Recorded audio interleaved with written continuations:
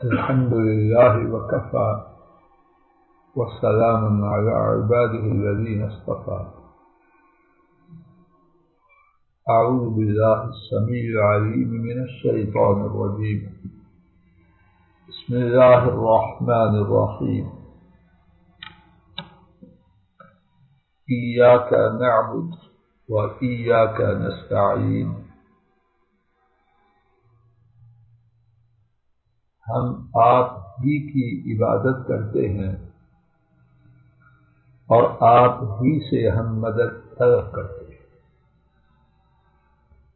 اهدنا الصراط المستقیم، ہماری صراط مستقیم کی طرف رہنمائی فرمائی.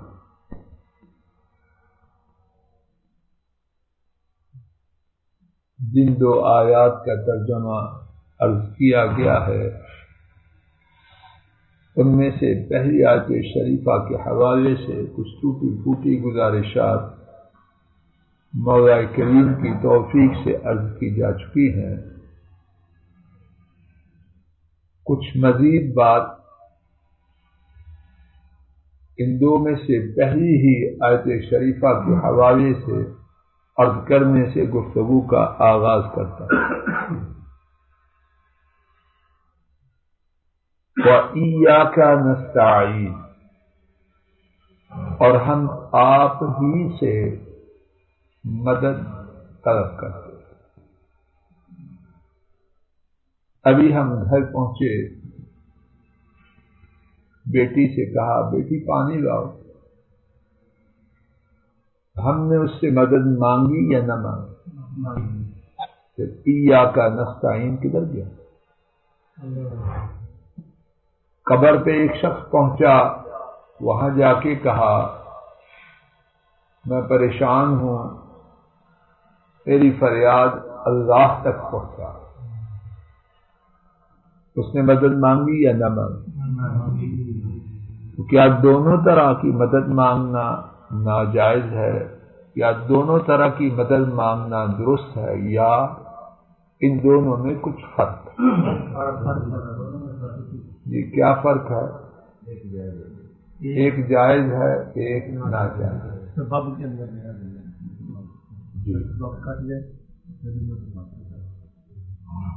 اللہ پاک آپ سب کو جزائے خیر دے. معلوم ہوتا ہے کہ کافی حد تک بات واضح ہے، لیکن پھر ٹوٹی پھوٹی عرض کرنے کی کوشش کرتا ہوں. عربی میں کہتے ہیں الاستعانہ ما الاسباب. نمبر 2 الاستعانہ ما تحت الاسباب. تو نمبر 1 ہے کہ اسباب سے بالا کسی سے مدد مانگنا. خدا نہ کرے کوئی شخص یہاں موجود ہے، ایک شخص فوت ہو چکا، اس کو کہہ رہا ہے میری مدد کرو. روزمرہ کی زندگی میں یہ بات نہیں ہوتی، لیکن وہ اس مرنے والے میں کوئی خاصیت، صلاحیت، اختیارات سمجھ کے اس غیر موجود کو اسباب کی دنیا سے ہٹ کے پکار رہا. پھر سماعت فرمائیے، کسی شخص کو مدد کے لیے پکارنا جو عالم اسباب میں مدد نہ کر پائے. ایک شخص امریکہ میں ہے، آپ فون کرتے ہیں کہ میرا مسئلہ پھنسا ہے، سی ڈی اے میں تمہارا دوست ہے، ذرا رنگ کرو. تو یہ اسباب کے اندر ہے یا باہر؟ یہ اور بات. لیکن ایک بندہ ترنول میں ہے، کوئی رابطہ نہ، کوئی رابطہ نہ. کہہ رہے ہو اے فلاں میں پھنسا ہوں، میری مدد کر. دونوں میں کچھ فرق ہے کہ اگر آدمی نہ ماننا چاہے تو اس کی اپنی مرضی. ہاں صاحب فرق ہے کہ ترمول میں نہیں، ہم G11 میں، وہ G11 2 میں. اور آپ کی اسباب کی دنیا میں کوئی نہ موبائل نہ کوئی چیز نہیں. پیٹ میں درد ہے، شاہ جی دم کر کے ٹھیک کر دو. رابطے کی اسباب کی دنیا میں کوئی صورت نہیں. اس کو کہتے ہیں الاستعانہ ما فوق الاسباب. یہ رب ذو الجلال کے لیے اسباب ہوں یا نہ، ان کے دروازے پہ دستک دیں. مخلوق ایک دوسرے کے ساتھ تعاون کرے، مدد مانگے، دے، کوئی بات نہیں. حضرت عیسیٰ علیہ السلام نے اپنے امتیوں سے کہا من انصاری الی اللہ، اللہ کی طرف میرا مددگار کون ہے؟ اور اللہ پاک نے فرمایا وَتَعَاوَنُوا عَلَى الْبِرِّ وَالتَّقْوَى، نیکی اور تقوی ایک دوسرے کے ساتھ تعاون کرو. نبی کریم صلی اللہ علیہ وسلم کے پاس مہمان تشریف لایا کرتے، اپنے گھر میں پیغام بھیجتے، کچھ ہے؟ اگر عرض کیا جاتا نہیں، پھر صحابہ سے فرماتے کون ہے جو ہم آج مہمان کی ضیافت کرے. صحابہ سے غزوہ خندق میں اپنے ساتھیوں سے خندق کھودنے میں تعاون لیا بھی اور کیا بھی. مسجد نبوی کی تعمیر میں خود بھی شریک ہوئے، ساتھیوں کو بھی شریک ہوئے. کان النبی صلی اللہ علیہ وسلم یبنیہ وہم یناورونہ، نبی کریم صلی اللہ علیہ وسلم مسجد کی اپنے ہاتھوں سے تعمیر کر رہے ہیں اور حضرات صحابہ مسجد کی تعمیر کی جو مواد ہے، مٹیریل ہے، وہ دے رہے ہیں. صحابہ کی مدد کی بھی اور ان سے مدد لی بھی. لیکن یہ مدد دینا اور لینا کون سا تھا؟ استعانہ ما تحت الاسباب. اسباب کی دنیا میں جو چیز موجود ہو، اس میں خیر پر تعاون کرنا باعث ثواب ہے، اور کسی سے مدد طلب کرنا بھی اس میں کوئی حرج، کوئی قباحت نہیں. بات واضح ہو. اس طرح نبی صلی اللہ علیہ وسلم کے دین کے لیے نبی کریم صلی اللہ علیہ وسلم نے اپنے حضرات صحابہ میں سے کچھ کو منتخب کیا، ایک شاہ روم کے پاس کیا، ایک حاکم کسریٰ کے پاس کیا. اس طرح حضرت صلی اللہ علیہ وسلم نے زمین میں ہر جابر حکمران کی طرف اپنے گرامی نامے ارسال. ایاک نستعین میں جس مدد کی تخصیص ہے اللہ سے مانگنے میں، وہ مدد ہے. اسباب کی دنیا میں وہ چیز نہیں، اسباب اوپر ہے. اس کے بعد اہدنا الصراط المستقیم، ہماری رہنمائی کیجیے صراط مستقیم کی طرف. الہدایہ، ہدایت، اس کے ایک سے زیادہ معنی ہیں. دو معنی میرے ساتھ توجہ سے سماعت فرمائیے. ایک ہے سیدھی راہ کی طرف رہنمائی کرنا، ہم اس کو عربی میں کہتے ہیں اراۃ الطریق، راہ دکھانا. شاید اس کے لیے انگریزی میں آپ کے یہاں لفظ ہے تو گائیڈ، یہی ہے رہنمائی کرنا. دوسرا معنی ہے حق پر پہنچانا. تین چیز بات سمجھنے والی. ایک ہے حق کی طرف رہنمائی کرنا، ایک ہے حق پر پہنچانا.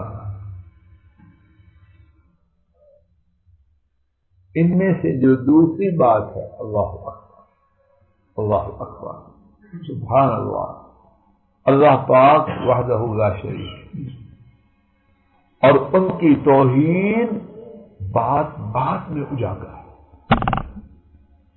اس پوری کائنات میں حق پر پہنچانے والا اللہ کے سوا کوئی نہیں۔ احسان بیٹا سمجھنے والی بات ہے۔ اس ساری کائنات میں اللہ پاک کے بعد سب سے بڑے کون ہیں؟ سب بولے ہمارے نبی کریم۔ ان ایسا بڑا اللہ پاک نے کوئی بنائے کیا؟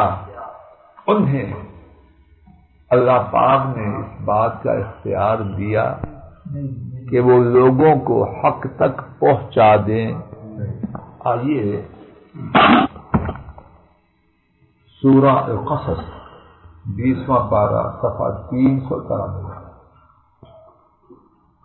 لوگ بیچارے گالیاں دے دے کے تھک جاتے۔ 393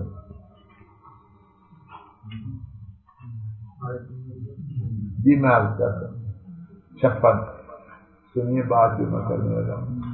لوگ بیچارے جنجوا صاحب گالیاں دے دے کے تھک جاتے۔ کنہیں؟ اہل حدیثوں کو، بڑے گستاخ مردود ہیں۔ اور مولوی صاحب کہتے ہیں دیکھنا قرآن شریف کا ترجمہ نہیں پڑھنا، ترجمہ نہیں پڑھنا، کام خراب ہو جائے گا۔ مولوی صاحب بیچاروں لوگوں کو تو نہیں پتا، مولوی صاحب کو تو خبر ہے کہ جن کو گالیاں دے رہے ہیں اگر قرآن شریف پڑھ لیا سارا سودا خراب ہو جائے گا۔ وہ کیا کہتے ہیں کہ نگاہ سے کیا ہو گیا، وہ پتہ نہیں کہاں پہنچا دیتے ہیں۔ خان صاحب جی ایک دیکھنے سے کہاں پہنچا دیتے ہیں۔ اب دیکھو سورہ القصص آج نمبر 56، آپ کے پاس شاید صفحہ 393۔ آج مجھے عثمان نظر نہیں آ رہا۔ اللہ اس کو بہترین کامیابی دے اور ہدایت دے کہ وہ چھٹی نہ کرے۔ آپ دونوں باتیں اس کو پہنچا دیں میرے ارسلان، اللہ اس کو بہترین کامیابی دے اور بولو نا ہدایت دے کہ چھٹی نہ کرے۔ اب خان صاحب کو تو نہیں ہم روک سکتے، فوت ہو گیا آدمی، لیکن امتحان والی بات تو ہم روک سکتے ہیں۔ انک لا تہدی من احببت، بلا شبہ سبحان اللہ، اللہ پاک ویسے ہی بات فرمائے تو اس میں شک نہیں، حقیق سے فرمائے۔ انکا بلا شبہ آپ، کوئی الجھاؤ ہے اس میں؟ انکا بے شک آپ، قرآن پاک میں اس کا نزول جو ہے کس پر ہوا؟ کوئی شک شبہ ہے کسی؟ انکا بے شک آپ، لا تہدی نہیں ہدایت دیتے، من احببتا جسے آپ پسند کریں، ولیکن اللہ یہدی من یشاء لیکن اللہ تعالی ہدایت دیتے ہیں جسے۔ اب کوئی ایوب صاحب کی گنجائش باقی ہے؟ اب اس کا نام جس نے جو رکھنا رکھے، اس کی مرضی، کسی کا کوئی منہ تو نہیں پکڑ سکتا۔ پھر سنیے، انک لا تہدی بے شک آپ نہیں ہدایت دیتا، من احببتا جسے آپ پسند کریں، ولیکن اللہ اور لیکن اللہ تعالی یہدی ہدایت دیتے ہیں، من یشاء جسے وہ چاہے۔ اگر نبی پاک سب، یہ تو ہمارے پاس ایک قانون آ گیا، پریکٹس میں آئے، ڈاکٹر ایک ہے نا، ایک تھیری اور ایک استغفر اللہ، تھیری میری کوئی بات کو سمجھانے کے لیے، یہ تو اٹل حقیقت ہے۔ اب ذرا عملی طور پہ دیکھیں، نبی پاک سب کے چچا ابو طالب، انہوں نے آپ کی ساتھ کتنی شفقت، قوم کو چھوڑ کر 3 سال جب بائیکاٹ کیا گیا، شدت کی بھوک کا زمانہ آیا کہ پتے کھانے پڑے، چچے نے بے وفائی نہیں کی، چچے نے بے وفائی نہیں کی، بڑا با وفا چچا، اور اپراد سے زیادہ پیار نبی پاک سے کرے۔ تو نبی پاک احسان کا بدلہ دینے والے ہیں کہ اور آپ نے فرمایا جو چچا ہے وہ باپ کے برابر ہوتا ہے، اور اتنا مہربان چچا تو آپ مسلمان نہیں تھے۔ صحیح بخاری میں ہے، تو آپ سے جب ان کی وفات کا وقت پہنچے، تشریف لائے ان کے پاس، کہا چچا مسلمان ہے، لا الہ الا اللہ کہہ دو، اللہ سے کچھ بات بن جائے، جھگڑا کر دو۔ پاس ابو جہل اللہ کی اس پر لعنت ہے، ایک دوسرا بیٹھا اور وہ کہہ رہے ہیں دادا اپنے باپ کے دین عبد المطلب کے دین سے پھر جائے گا، اب نبی سے ہم اپنی دعوت دیں گے۔ ابو طالب فوت ہوتے ہوئے یہ کہہ کے جاتے ہیں کہ میں اپنے باپ کے دین پر مر رہا ہوں۔ اگر ہمارے نبی پاک صلی اللہ علیہ وسلم کے دائرے میں ہوتا تو چچے کو اور اتنے شفقت کرنے والے چچا کو بغیر کلمہ توحید پر ایمان لائے ہوئے چھوڑ دے، اور پھر نبی پاک صلی اللہ علیہ وسلم کے جد امجد ابو الانبیاء ابراہیم علیہ السلام، ان کے ابا آزر ابراہیم علیہ السلام انہیں ہدایت دے سکے۔ حضرت نوح علیہ السلام اپنے بیٹے کو، اپنی بیگم کو، حضرت لوط علیہ السلام اپنی بیگم، انک لا تہدی من احببت ولکن اللہ یہدی من یشاء۔ عرض کر رہا ہوں ہدایت کے دو معنی میں سے پہلا معنی حق تک پہنچانا، دین کی ہر بات میں میرے آپ کے لیے، انسانیت کے لیے خیر ہے۔ میں روزمرہ زندگی کی طرف آتا ہوں، ہمارے گھروں میں ہر گھر کو بے حجاتوں سے پاک کر دیں، بے حجاتوں کو، گمراہوں کو ہدایت دے، ہم سب کی آنکھوں کو ہماری اولادوں، نسلوں، بیٹیوں، بہوں، دامادوں کی نیکی سے ٹھنڈا کر دیں۔ تو بسا اوقات یا بہت دفعہ ایسا ہوتا ہے گھر میں ایک ہدایت سے دور ہے، دین والے ماں باپ یا دین والے بہن بھائی کڑ کے مر جاتے ہے بات نہیں۔ اس میں الحمدللہ تصریح ان کی ہدایت کے لیے کوشش آخری حد تک کرتا، لیکن ساتھ سمجھ لے کہ اللہ پاک نے ان کی ہدایت کی چابی تیرے پاس نہیں، بلکہ ان کی ہدایت کی چابی زمین میں سے کسی کے پاس نہیں رکھی، اپنے پاس۔ اس میں سبحان اللہ اطمینان اور سکون کا علاج ہے کہ جو دین ہے، دین اس میں خیر ہی خیر ہے، لیکن جو ہیرا پھیری ہے اس میں خرابی ہے۔ ہدایت کا دوسرا معنی انشاءاللہ اس کے حوالے سے کل کے درس میں بات عرض کی جائے گی۔ اللہ تعالیٰ اپنے فضل و کرم سے مجھے، آپ کو اور سب امت کو اور ہمارے اہل و عیال کو اپنی رحمت سے ہدایت عطا فرمائے۔